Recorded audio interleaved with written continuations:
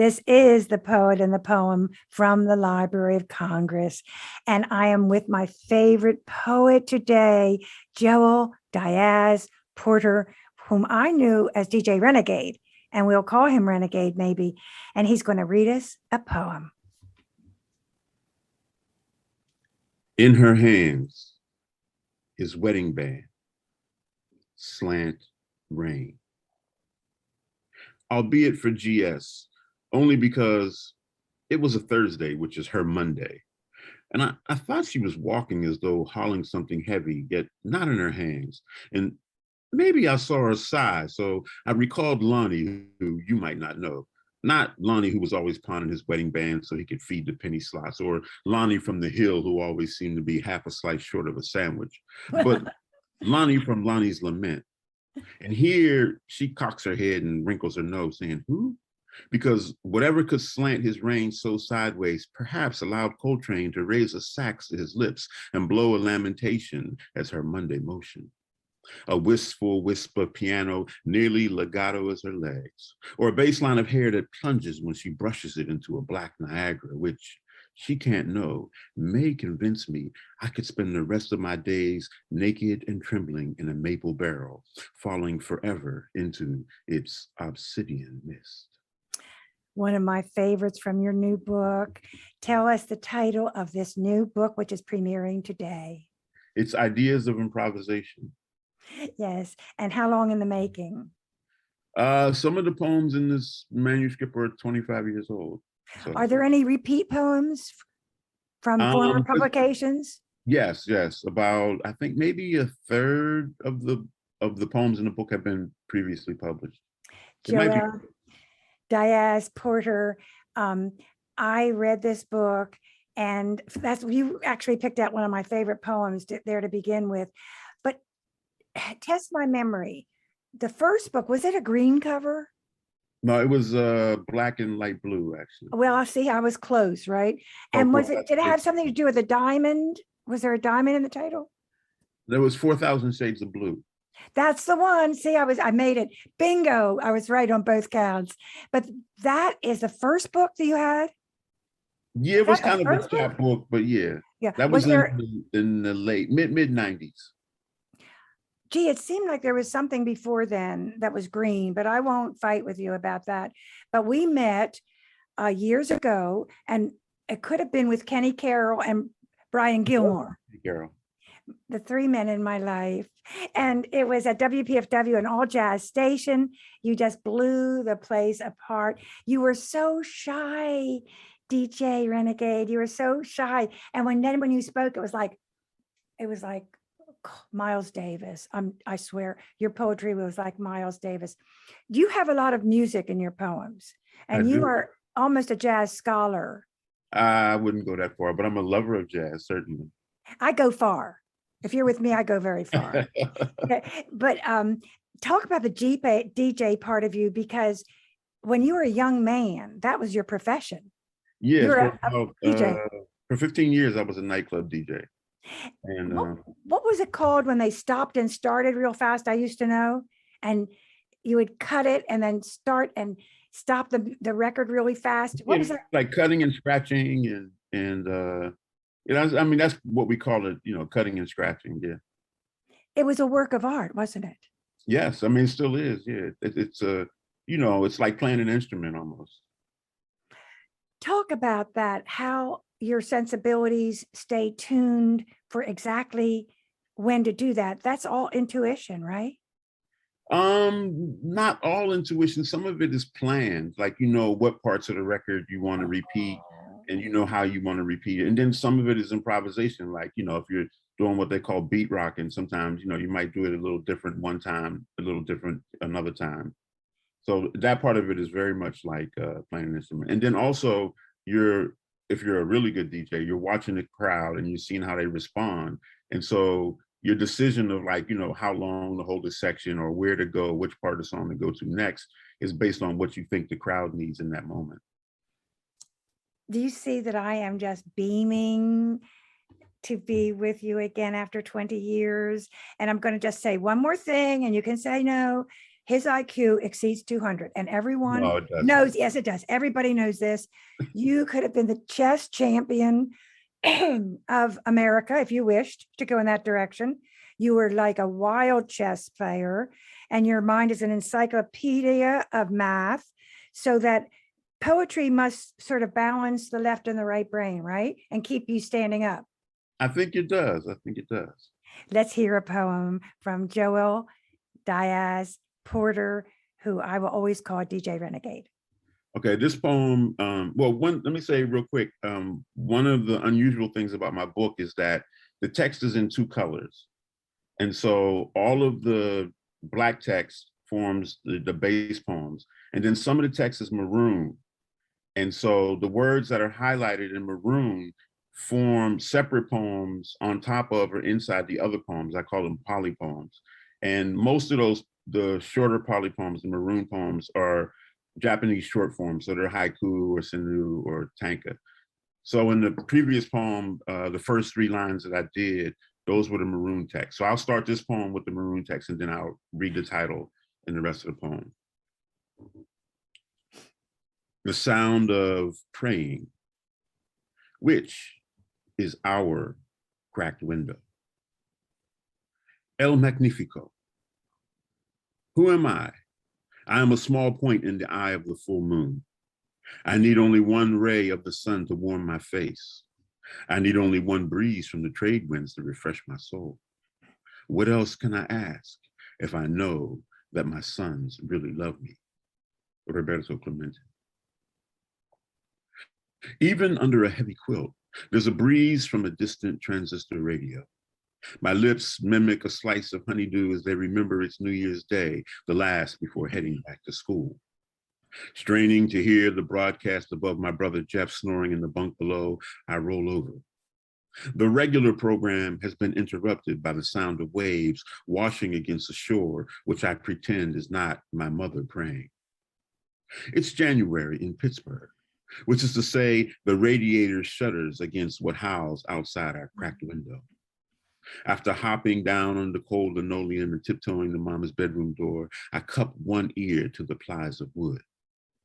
The radio reports that a plane flying Roberto Clemente food and clothing to earthquake victims in Nicaragua is missing off the coast of San Juan. No bodies have been found, only debris floating in the waves. The words hit my chest like the fat end of a bat. I collapse at the base of the door until my mother cracks it, her own eyes raw, and picks me up, rocking slowly.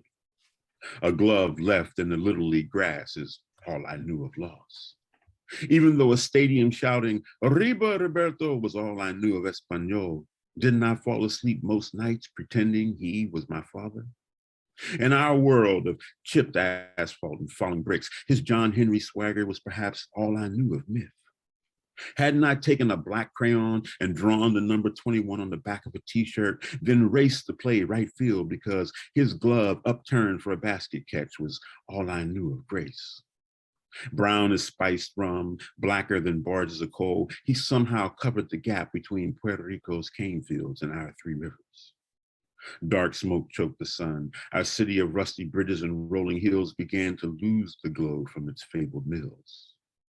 While on a rocky Puerto Rican shore, his family gathered to him as waves peeked into shark's teeth and the arms of palm trees swayed. Adios, Roberto. Mm. The voice of Joel Diaz Porter from his new book. Give us the title of the book again. It's Ideas of Improvisation on Thread Makes Blanket Press. He was the 1998 and 1999 Haiku Slam champion, and his poems have been published in dozens of great magazines and anthologies in America. He was a Cave Canem Fellow and received the Furious Flower Emerging Poet Award. And this book is just coming out from Thread Makes Blanket Press. So you say it's been 30 years in the making. I remember a couple of those poems that I read from your manuscript, but what if someone says to you, what are the themes in this book? How would you answer that? It's so full of passion and tone. Are there themes? I think there are themes. I think one of them is, well, the idea of seeking, whether, it's for love or knowledge or beauty or mystery. I do think that seeking is a theme that runs through the poem. I consider myself, I don't know if this is true or not, but I consider myself to be part of a tradition of radical love poetry, mystical poetry, like Sufi poets, um, like Hafez and Rumi and Kabir. So I do feel like the title of the book, Ideas of Improvisation, one of the themes that kind of runs through there is that, as we go through our lives, we're constantly improvising, trying to find harmony with nature, and the seeking is part of that improvisation. There you have it. Okay. Because for you, there is a Zen quality when you take the haiku. It's interesting that you chose a form that is so mystical, and that you chose a form that must take noticing. It must take a diamond like precision. It's very prismatic, and it's very Buddhist. So, I mean, Pittsburgh, look what you've done. Pittsburgh to Buddhism. But you have a huge spiritual life? Can you talk about that? I mean, it's not one you parade around. Is it just in your poetry that you notice everything and they cherish everything, that you treasure everything, and then you make it permanent? I wouldn't say it's just. I mean, poetry is very much a spiritual practice for me. It's very much a meditative practice for me, whether that's writing it or reading it or performing it. Um, I am a non-theist, so I don't necessarily believe in the idea of, like a deity that's outside of us that controls the world or dictates how things happen. But I do think the idea of spirituality, a greater community, a greater unitedness, is a very important thing. Although I think of spirituality more as a human emotion. Hmm. So I do think that that's a very important thing. So whether I'm meditating, whether I'm writing haiku, which again, haiku is a very Zen kind of thing, and I think that Zen is perhaps an optimal process for the operation of the human brain. So it's a very good way of going through life, and again, improvisation is kind of an important part in Zen, because Zen is about being in the moment and reacting and dealing, responding to things that you see in the moment. Well, read us some more. Joel Diaz We're Porter. talking about haiku. I'll share a few. So these are some of the poems that are in maroon text that are formed on top of other poems. So, for example, there's a series of poems in the book that are titled "An Idea of Improvisation," and then the last part of it varies. So, for example, from "An Idea of Improvisation" at 33 and a third RPMs, we'll find the poem "The Lover's Tongues Dream of Rhyme." From Wednesday poem, "Desire, the wild iris inside." From An Idea of Improvisation on the Liberty Bridge, "Late sunlight, crow's wings darken the daisies." And then there's the idea of improvisation in flight, "April winds, the evening news, lilacs." From a poem called "Algorithm of the Blues," "Bird song, even the moon takes notes." Do you write the haiku first and then frame the poem around it? How does that Oh, happen? no. Actually, what happened was the manuscript was finished, and I had this idea. Like people do erasure poems, Yes. where they take a text and then they erase the text. So I was like, well, what if I did kind of took that idea, but instead of using a foreign text, I used my own poems. And instead of erasing the poem underneath, I uplift or highlight certain words in the poem. And so that became, like this kind of improvisatory process where I would go through the poems and try to see. And because I write haiku, I was like, let me see if I can find a haiku within the poem. And so Ooh. I If started playing you, around with that idea. so you And had the whole poem, and because the poem always has the same tone and everything is from you, and you are the source of all the words, then there must be words that track. So that is a new form. We have to call that a form, like Terrence Hayes's Golden Shovel, you know, a form. We have to call that a new form because we need to teach that. Because if a poet is true to his diction, then there should be language in there that stands alone. So shall it be, what would you like us to call this for immortality? The Joel Diaz Porter shovel, or the no, renegade? What do we do? The renegade haiku. I've been calling them ghost poems, but Oh, that's okay. Ghost poems. That's what they're going to be. My favorite is The Wild Iris Inside. ah, That says it all, doesn't it? Well, I am, I don't think people are surprised that within your poems that are energetic and passionate and sometimes rap like, there is the spiritual, the haiku in there, because the first thing I knew about you was your kindness. That's what comes out first about you. So we would like to hear more poetry. okay. Well, one of the things that's a little bit unusual about this manuscript, there are also there's haiku that I improvise out of the poems, but then there's also haiku that I just wrote, because I am a haiku poet.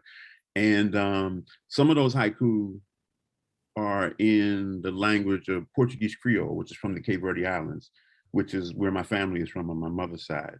And so, as far as I know, no one else has published any haiku in Creole. It's been a dream of mine for many, many, many, many years. And so, in this manuscript, there's 7 haiku. I don't know how good they are, but there's 7 haiku that I wrote, and these were written originally in Creole and then translated into English. And so, I'd like to share a few of those. All of them. So this one is I'll read them in Creole first. Concha na bureja, mesmo que mar, saudade mar. Conch to your ear, even at the ocean, longing for the ocean. Chora di gongon. Gongon is a bird, a seabird that is commonly found on the island of Fogo, which is where my people are from. There's 10 islands in the archipelago of Cape Verde. 9 of them are inhabited. And one of them, Fogo, which is the Portuguese word for fire, is an active volcano. And my grandfather and grandmother grew up on the side of that volcano, actually. So anyway, the gongon is a seabird that's native to that island. Chora di gongon.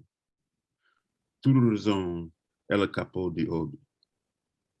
Cry of the gongon.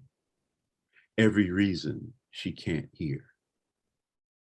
And then Cape Verde is famous for a couple of things. One of them is for the beauty of its women, and another is for its music. And the singer Cesaria Evora is probably the most famous Cape Verdean singer around the world. And she's known for a type of indigenous song called morna, which you could think of as kind of like the blues in Creole. And so this one is morna, azul de mar, Casima azul de céu. Morna, the blues of the sea are not the blues of the sky.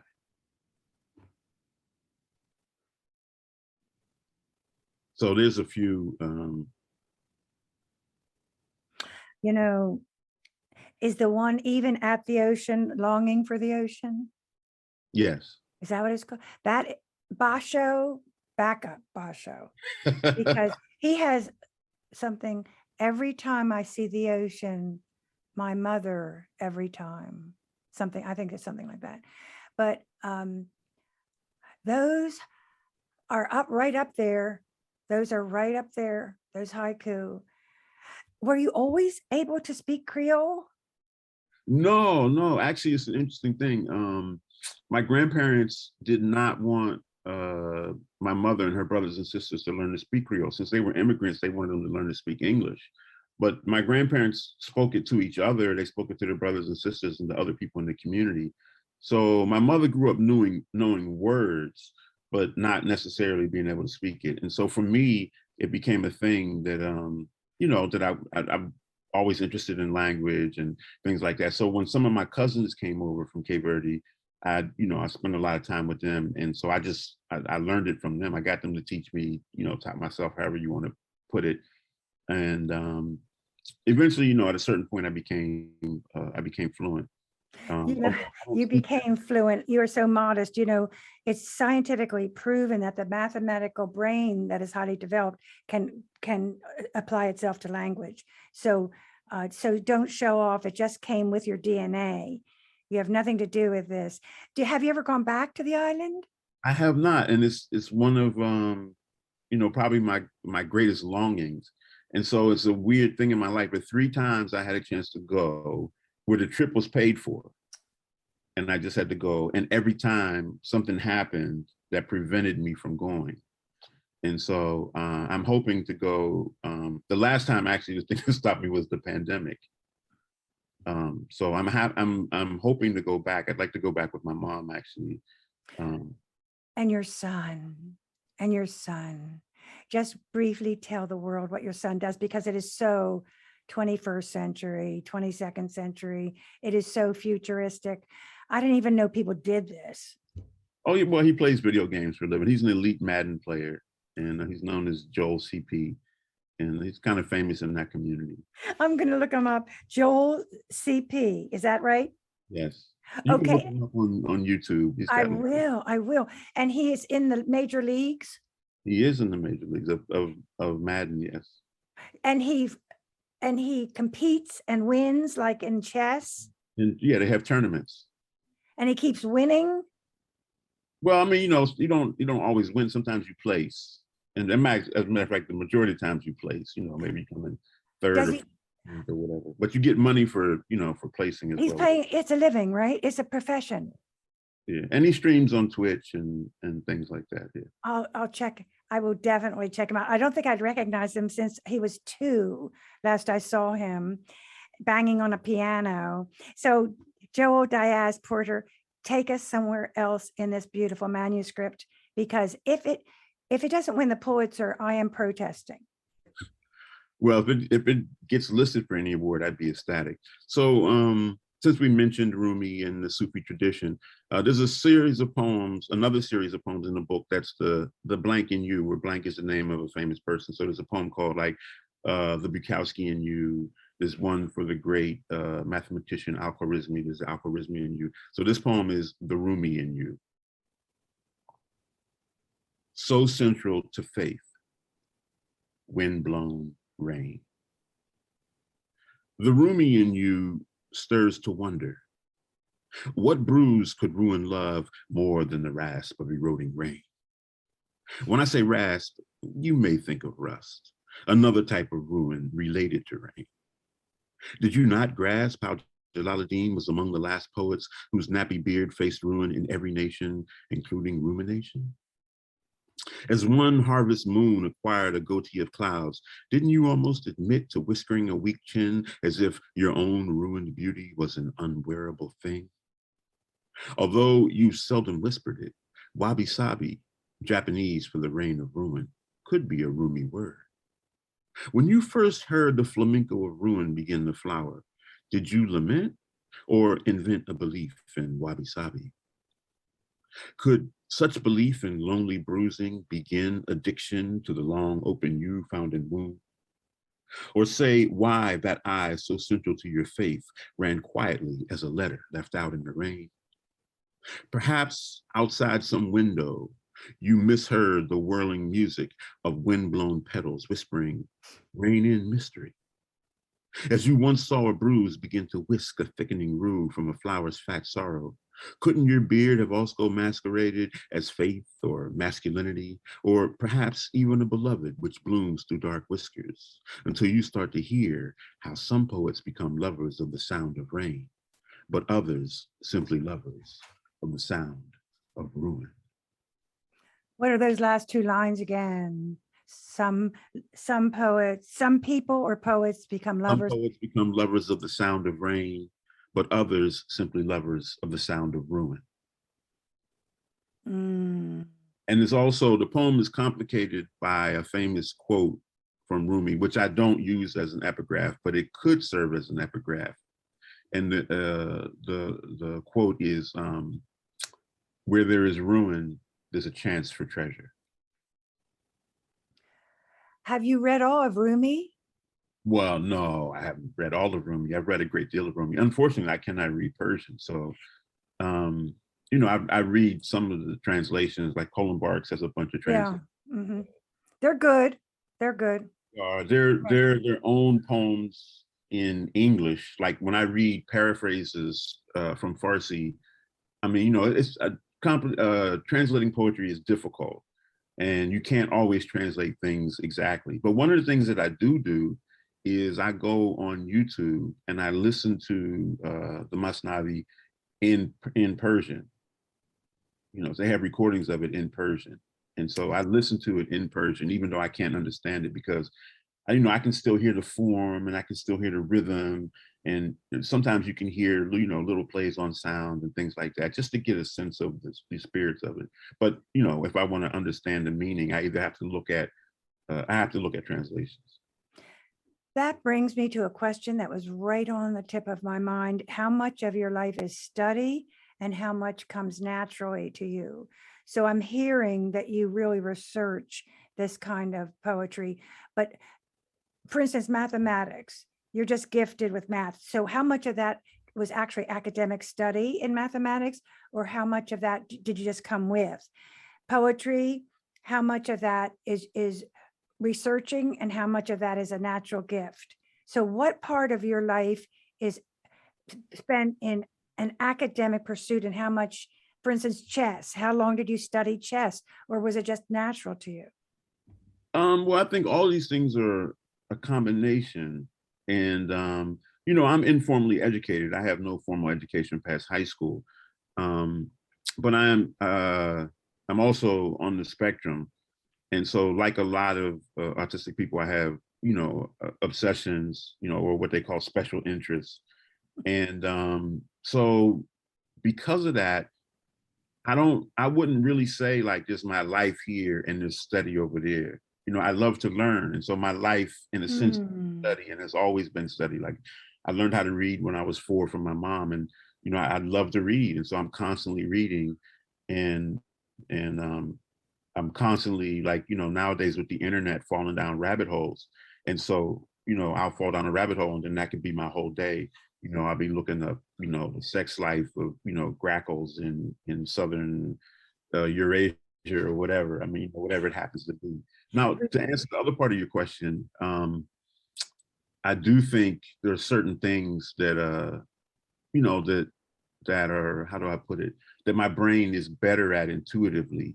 And part of that is, part of that is due to me being autistic. For example, I have the ability. Oh, please, you push it away as if it's a compensation or a No, no, handicap. I'm saying Okay. certain things, like for example, the ability to find patterns, and things that other people Oh, might not be able to find. For example, now to give you one example, um, I played the trumpet when I was a kid and in high school. But one of the things that I realized was that I was okay, I was pretty good, but the people that were better than me, they seemed to understand music as a language, just like naturally. So like I could understand a piece of music as like a beautiful thing and understand what it was saying, but I didn't really understand music as a language. So like I couldn't really play by ear. I could learn a piece and memorize it and play it without, but I couldn't, there was a certain kind of logic of it that I didn't have. But one of the things that I did find out a little bit later on was that I have the ability to hear language as music. And so obviously, for a I person who get writes, it. that's a phenomenal gift. That's not something that I can take credit for. And so there's certain kinds of things I can do. Like, for example, I told you I like to listen to the poems of Rumi in Farsi because even though, it's language, like I can hear it in music. And oftentimes I can hear forms. Like if I listen to a ghazal in Urdu, even though I don't understand the words, I can hear the form. I can hear the Kadif, I can hear the Radif. If I listen to a poem in Lithuanian, for example, and it's, in rhyming couplets or it's in quatrains or whatever, I can actually, hear the form. So there's a fair amount of poets, like for example, I love listening to Pushkin in Russian. Um, and Well, so that says it all, that you have explained a lot, along with a simple 4 one-syllable words. I love to learn. I love to learn. Let us have a closing poem. okay, I'll finish up with this poem since I talked about playing the trumpet. This poem is called An Idea of Improvisation with the Eye in Paradox. Once, Pythagoras, my purple plush toy, hummed joyful sounds only I could hear until metal teeth on the sprocket of logic severed his single horn. Newly numb and seeking to sew together his song, I took up the trumpet. Assuming no mistranslation, didn't Pythagoras praise music as sacred math, numbers raised to the highest power? Here, I could note how the throats of birds tend to angle when raising the seeds of melody in their beaks. Was this how my school trumpet angled to be muted as moonlight flooded our shoebox apartment and I practiced what beauty was allowed? I believe Pythagoras could have allowed for the I in lyric as sign of an imaginary unit. Perhaps the bird part of our brains co-signed the seeds of language by angling our tangents towards evergreen musing about music. Can't the need inside a pine or phonograph needle equally sow air into sense of song? Have you ever smelled oil on the breath of a trumpet or felt rhythm uncoil to kill time around midnight? Logicians try to prove that death has many fugues, though little logic, since death was once branded with the fugitive logo of the fleur de lis. I swear, my boy T claims this may be the truest thing about beauty. A lyric can be a useful essay, but an essay is a useless ass lyric. When I play the lyre, I claim to see lyrics collecting on lips as dew collects on dogwood leaves. But do I? Maybe I only took up the horn to learn how to hold apophenia and collect her breath in the bowl of my collarbone. After an errant elbow freed some teeth, I tried to pick up the horn again. But red graffiti scrawled in the school bathroom stall claimed a one-armed man could never play the violin. What trumpeter's mouth isn't an unread wound? Have you heard how Lee Morgan could read sheet music easily as his beloved's grocery notes, but still misread her most notable longing? There's some nights I think Pythagoras merely saw music as the grammar of sound making sentences. But listen, who among us hasn't needed to number the hoarse notes galloping out of a bridled mouth? Mouth as an unread wound, the voice of Joel Diaz Porter, and this is The Poet and the Poem from the Library of Congress. Our program is produced by Forest Woods Media Production, post-production by Mike Turpin, MAT Studios. We wish to thank the Library of Congress for making the program possible. Funding is provided by Sandy Jackson Cohen, the Sinipit Fund, and the Anne Arundel Arts Council. I'm Grace Cavalieri, and our engineer is Mike Turpin.